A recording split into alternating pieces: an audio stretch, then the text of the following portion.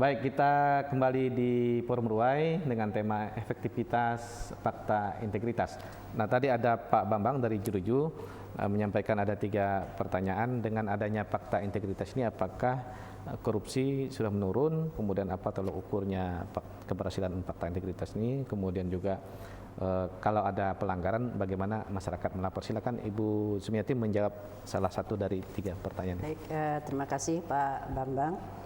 Kami ingin mencoba menyampaikan untuk memang dengan adanya fakta integritas, bermacam hal yang sudah dilakukan oleh pimpinan kami dengan komitmen untuk mengulangi anti korupsi ini.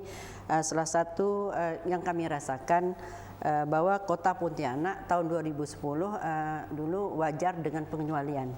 Tapi dengan adanya fakta integritas ini, dengan pengawasan yang ketat, semua komitmen dari pimpinan sampai seluruh staf komitmen melaksanakan fakta integritas ini, sehingga 2011 Kota Pontianak alhamdulillah mendapat predikat wajar tanpa pengecualian, WTP.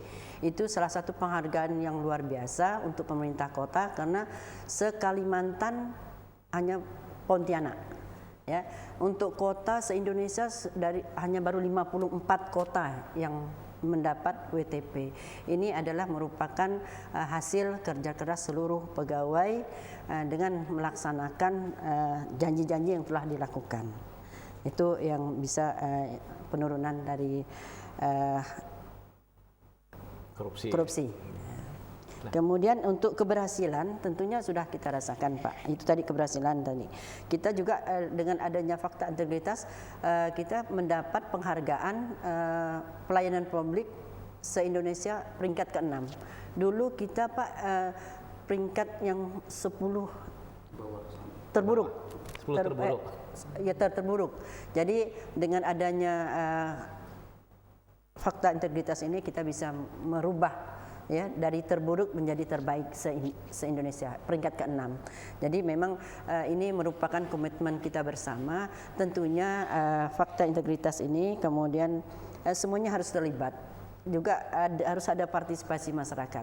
Karena kalaupun masyarakat juga tidak berperan, ini tetap korupsi tetap harus jalan, sehingga Pak Wali Kota tetap mengawasi, Pak. Kita bukan hanya menandatangani, tapi ini selalu diawasi, sehingga pelayanan kita di kelurahan, di kecamatan, apabila ditemui ada pegawai kita yang korupsi, dihadiahkan 1 juta oleh Pak Wali untuk melapor ke Pak Wali. Nah, itu salah satu, Pak, untuk menanggulangi korupsi ini, sehingga dengan demikian memang kita rasakanlah. Ya, sudah berkurang. Ya, itu tadi Pak Bambang, kalau ada menemukan praktek pelanggaran, bisa lapor, dapat hadiah itu, Pak.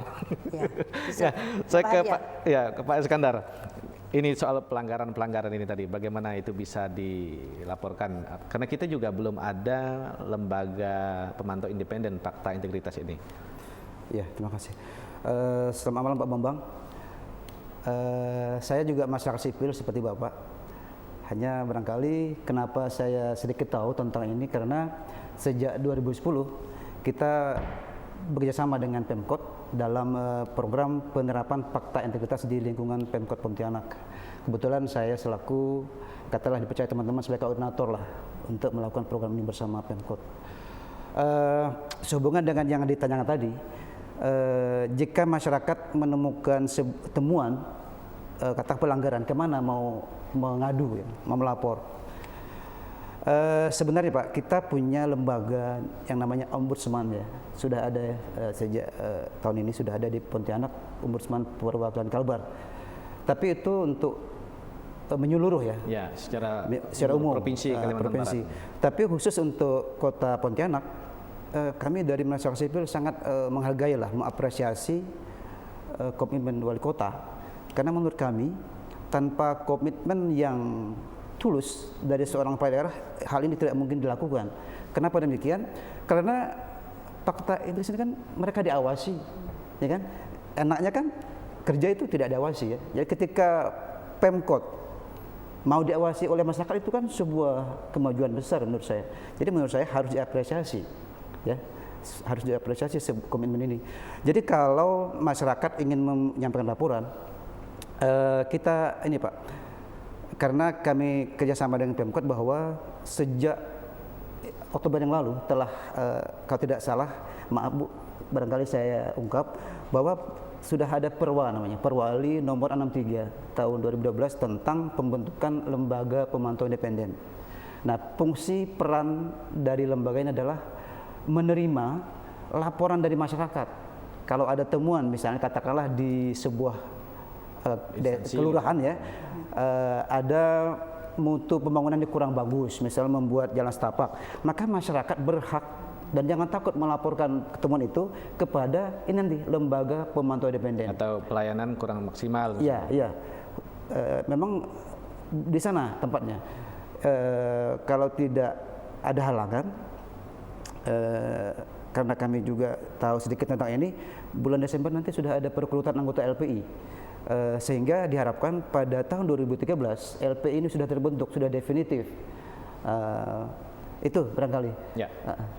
Pak Giring, kalau Anda melihat ada wajar tanpa pengecualian, nah bukan berarti juga 100% korupsi itu hilang gitu kan, atau tidak ada. Nah, menurut Anda apakah fakta integritas ini turut mendukung adanya administrasi pemerintah Kota Pontianak menjadi wajar tanpa pengecualian itu, atau juga menjadi peringkat ke-6 pelayanan publik terbaik se-Indonesia misalnya? Saya kira jelas ya, ini turut mendukung dalam arti bahwa kalau sebuah fakta integritas sudah dikatakan saja itikat baik itu dipakta integritaskan dalam bentuk sebuah dokumen, itu semacam sumpah pada diri sendiri gitu, dalam kerangka komitmen ya, khusus dalam kerangka pengadaan barang dan jasa pemerintah, dalam kerangka penegakan hukum, dalam kerangka meminimalisir praktik KKN itu ya, dalam lembaga-lembaga pelayanan publik itu. Ini jelas semacam pengawasan melekat di internal instansi publik itu, yang dalam hal ini saya dengar ada 35-an SKPD Pemkot itu, dan ini langkah maju saya kira ya, patut diapresiasi karena Pemkot sendiri adalah tempat di mana pemerintahan provinsi, banyak SKPD pemerintahan provinsi juga berada di wilayah Pemkot juga, jadi menjadi semacam contoh bagi yang lain-lain ya. Tapi kalau praktek di lapangan yang Anda rasakan Pak Giring, apakah misalnya contoh pelayanan publik, pelayanan satu atap untuk pengurusan akta, kemudian akta pernikahan, akta anak dan sebagainya, apakah ini sudah memang sesuai harapan gitu? Ya, kurang lebih, karena sudah merupakan komitmen Pemkot untuk melakukan pelayanan satu atap itu ya, di mana misalkan orang-orang warga dalam hari ini mengurus hak-hak sipilnya ya, yang berhubungan administrasi kependudukan segala macam itu di sebuah instansi yang satu atap itu, saya kira itu memberikan sebuah efek yang pertama efisiensi, kedua efektivitas ya, di mana orang tidak perlu secara praktis ya, orang tidak perlu mengejar kemana-mana ya karena faktor jarak segala macam itu, cukup di sebuah tempat itu, di mana di situ ada pelayanan beberapa untuk dalam kerangka mengurus administrasi ya kependudukannya ya, dalam hal ini misalnya akta ya segala macam itu ya. Terus kalau Pemkot sudah mendapat semacam penghargaan karena sudah berhasil mendapat poin wajar tanpa pengecualian dalam konteks pemeriksaan dari BPK, saya kira itu sudah menjadi semacam indikator bahwa efektivitas dalam konteks pelayanan publik ya di pelayanan satu atap di Pemkot ini relatif boleh dikatakan berjalan dengan baik dan efektif ya. Saya kira. Nah, kalau mereview lagi Pak Iskandar, tadi sudah tersirat oleh Ibu Sumiati bahwa sebelum adanya fakta integritas, tingkat pelayanan publik masih rendah, kemudian bahkan ada disclaimer juga sebelumnya, tahun-tahun sebelumnya. Nah, apakah ini hanya tanda petik karena didorong oleh fakta integritas ini Pak Iskandar? Menurut saya fakta integritas itu hanya sebuah alat ya, instrumen ya. Menurut saya itu juga yang membuat Kota Pontianak mendapat berbagai penghargaan. Tapi yang menurut saya tidak kalah penting itu memang komitmen kepada daerah ini dilaksanakan semuanya oleh aparat gitu ya. Jadi barangkali saya review lagi pada saat membangun program ini kita khawatir membangun rumah di atas pasir gitu ya. Artinya hanya kepentingan seorang kepala daerah. Kami curiga, agak kurang yakin. Tapi ternyata akhirnya kami yakin ternyata fakta integritas ini nampaknya milik semua aparat deh. Jadi bukan hanya wali kota begitu kan. Jadi sehingga dengan semua aparat memiliki ini, menerapkan ini, ya alhamdulillah seperti ini. Sehingga mereka menurut kami lebih baik sekarang mutu pelayanan publik kepada masyarakat. Ya, sejauh ini Bu Sumiati, apakah semua SKPD ini sudah komit atau paham betul tentang fakta integritas? Apakah hanya sebatas tanda tangan atau juga sudah betul-betul menjiwai dalam praktek pelayanan publiknya sehari-hari gitu? Menurut pengamatan Ibu sebagai Kepala Badan Kepegawaian Daerah. Jadi Pak, ini tadi apa yang dikatakan Pak Iskandar memang betul. Untuk melaksanakan, memang fakta integritasnya salah satu alat, tetapi memang komitmen pimpinan dan seluruh aparat harus bersatu, harus kompak. Ya. Memang komitmen pemimpin itu yang diutamakan. Beliau harus keras melaksanakan pengawasan, pembinaan, itu yang dilakukan.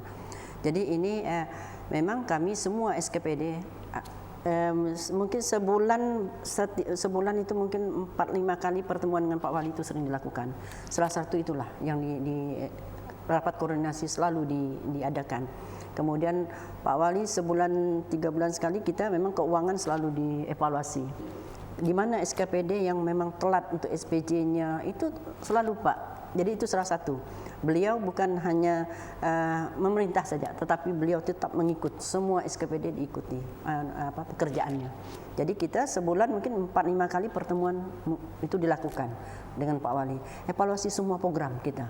Jadi bukan keuangan, pelayanan juga dinilai. Apabila ada pengaduan masyarakat cepat diambil pertemuan, apa masalahnya kita pecah bersama. Itu yang dilakukan sehingga kita merasakan fakta integritas itu memang kita laksanakan Pak. Ya. Pak Iskandar, kalau kita melihat Perwali gitu ya, nah barangkali bisa Pak Iskandar sedikit tahu tentang Perwali ini. Apakah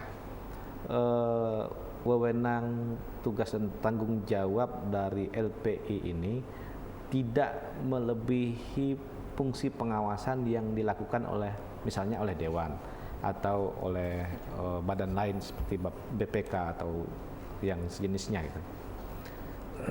Kewenangannya sejauh mana? Kan dia kalau tidak salah tidak mempunyai kewenangan untuk menyidik gitu kan. Jelas di situ. Menurut saya semakin banyak masyarakat yang berpartisipasi, menurut saya semakin baik. Artinya bukan merupakan sebuah lembaga tandingan ataupun ya sejenis begitu ya. Artinya ketika sudah ada lembaga LPI ini misalnya, maka menjadi sejawatnya ombudsman misalnya kan, DPR. Jadi sehingga orang atau lembaga yang mengawasi proses bangunan itu semakin ramai, semakin bagus menurut saya.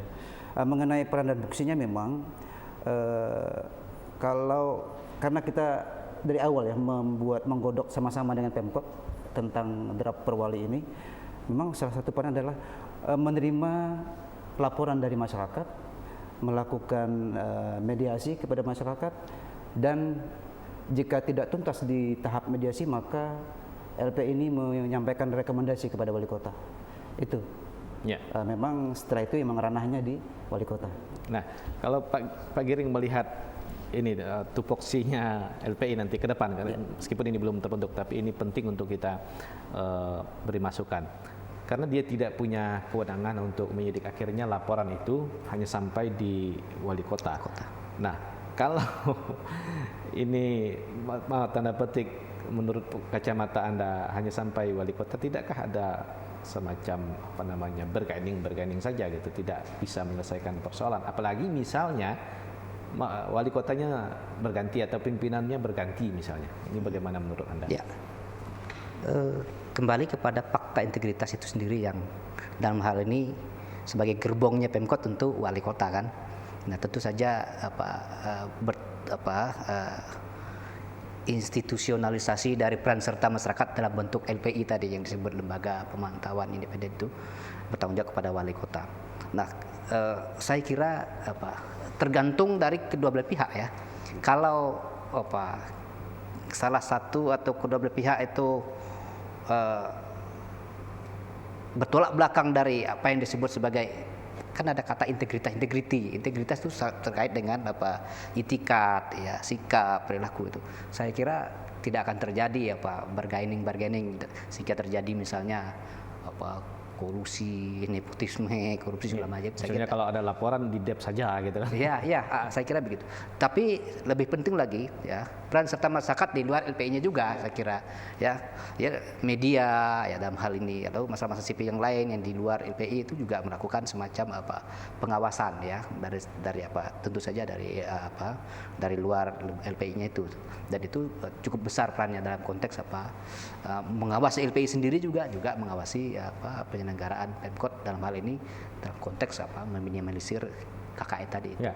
Nah, kalau ini tadi Pak Iskandar menambah penjelasannya Pak Giring, apakah tidak ada celah-celah untuk itu tadi bergaining ketika laporan yang disampaikan atau diterima oleh LPI kemudian diteruskan kepada wali kota, kemudian bisa saja sampai di situ saja proses penyelesaiannya? Ini barangkali menyangkut value ya, moral anggota tim itu ya. Namun yang perlu kita ketahui bahwa 5 orang anggota LPI itu dari masyarakat sipil semuanya. Ini sebenarnya pada awalnya ada perdebatan bahwa di dalam tim itu ada gabungan antara birokrasi dengan masyarakat sipil. Tapi lagi-lagi memang Pemkot berpikiran ketika di dalamnya ada birokrasi maka tidak lagi independen. Makanya berdasarkan perwali itu semua anggota itu dari masyarakat sipil. Saya ingin tambahkan juga tadi memang tugas AIR adalah memberikan rekomendasi kepada wali kota. Tapi bukan berarti stuck di situ. Tapi ada jedanya itu ketika rekomendasi sudah disampaikan maka anggota ini akan bertanya kembali. Jadi bukan diberikan langsung, tidak. Jadi tetap ada follow up-nya. Kemudian kalau kita kaitkan dengan undang-undang KIP ya, keterbukaan informasi publik. Artinya wajar saja masyarakat di luar LPI ini turut mengawasi juga. Mengawasi dan kalaupun minta dokumen tentang itu. Karena selama itu bukan informasi yang dikecualikan